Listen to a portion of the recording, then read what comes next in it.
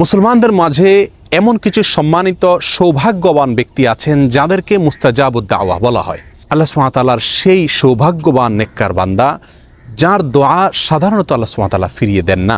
তিনি নিজের জন্য কিংবা অন্যের জন্য যে কোনো দোয়া আল্লাহ সুবহানাহু ওয়া তাআলার কাছে করলেই সেই দোয়া আল্লাহ সুবহানাহু ওয়া তাআলা কবুল করেন। তাকে বলা হয় মুস্তাজাবুদ দাওয়া। সম্মানিত বন্ধুগণ, এই মুস্তাজাবুদ দাওয়া আমরা কিভাবে হতে পারবো, কিভাবে এই সৌভাগ্য অর্জন করতে পারবো যে আমি হাত তুললেই আল্লাহ সুবহানাহু ওয়া তাআলা সেই দোয়া কবুল করবেন, আমার কোনো দোয়া আল্লাহ সুবহানাহু ওয়া তাআলা ফিরিয়ে দিবেন না? এ বিষয়ে তাবরানী বর্ণিত একটা হাদিস আমরা পেশ করতে চাই।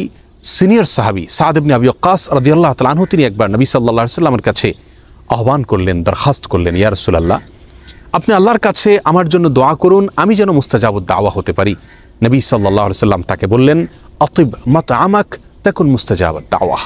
সাদ, তুমি তোমার খাদ্যকে হালাল রাখবে, পবিত্র রাখবে, পরিচ্ছন্ন রাখবে হারাম এবং হারামের লেশ থেকে, তাহলে তুমি মুস্তাজাবুদ দাওয়া হতে পারবে। তাবরানী বর্ণিত হাদিসটিকে মুহাদ্দিসিনের কেউ কেউ যায়ীফ বললেও এই বিষয়ে আরও বহু বিশুদ্ধ হাদিস বর্ণিত রয়েছে।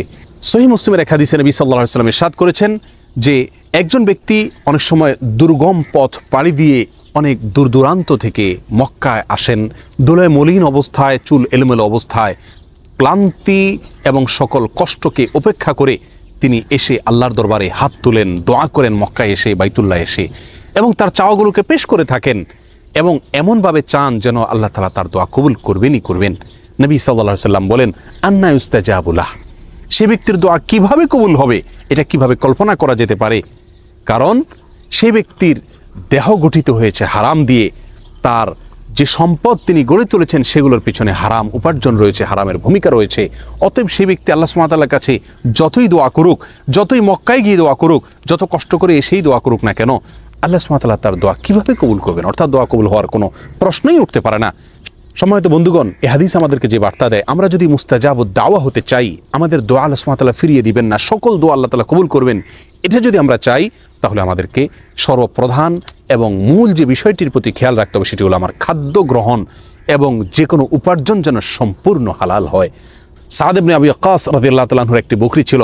একবার বকরিটি তার প্রতিবেশীর ঘরে প্রবেশ করে সেখান থেকে কিছু খাবার খেয়ে বের হয়ে এসেছে।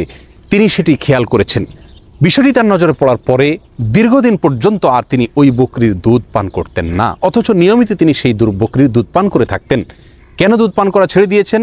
শুধু এই জন্য যে এই বকরি যে খাদ্য গ্রহণ করেছে, অননুমোদিত আরেকজনের খাবার সে গ্রহণ করে এসেছে, অতএব এর ফলে তার দেহ গঠন হবে, তার দুধ সেখান থেকে গঠন হবে, সে দুধ আমি পান করলে আমার শরীরের ভিতরে সেটা প্রবেশ করবে এবং আমার দোয়ার ভিতরে তার প্রভাব পড়বে, আমার দোয়া আল্লাহ সুবহানাহু ওয়া তাআলার কাছে কবুল হবে না, আমি মুস্তাজাবুদ দাওয়া হতে পারবো না।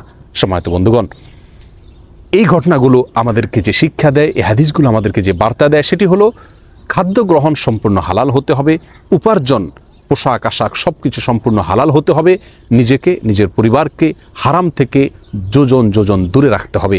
আজকাল দিনের অনেক বিষয়কে আমরা প্র্যাকটিস করি, কিন্তু উপার্জনের হালাল হওয়ার বিষয়টিকে পরিপূর্ণভাবে, পুঙ্খানুপুঙ্খভাবে, সন্দেহ থেকেও দূরে থেকে পিওর হালাল ইনকাম, হালাল উপার্জন গ্রহণ করা, হারামকে বর্জন করার মানসিকতা আজ আমাদের মধ্যে অনেক কম। আসুন হারামকে চূড়ান্তভাবে বর্জন করি, হারামের লেশমাত্র আছে এমন কিছু থেকে দূরে থাকি। আল্লাহ সুবহানাহু ওয়া তাআলা আমাদের সমস্ত দোয়া কবুল করবেন, আমরা মুস্তাজাবুদ দাওয়া হতে পারবো। আল্লাহ তাআলা আমাদের সকলকে সে মর্যাদার অধিকারী হওয়ার তৌফিক দান করুন। আসসালামু আলাইকুম ওয়া রাহমাতুল্লাহি ওয়া বারাকাতুহু।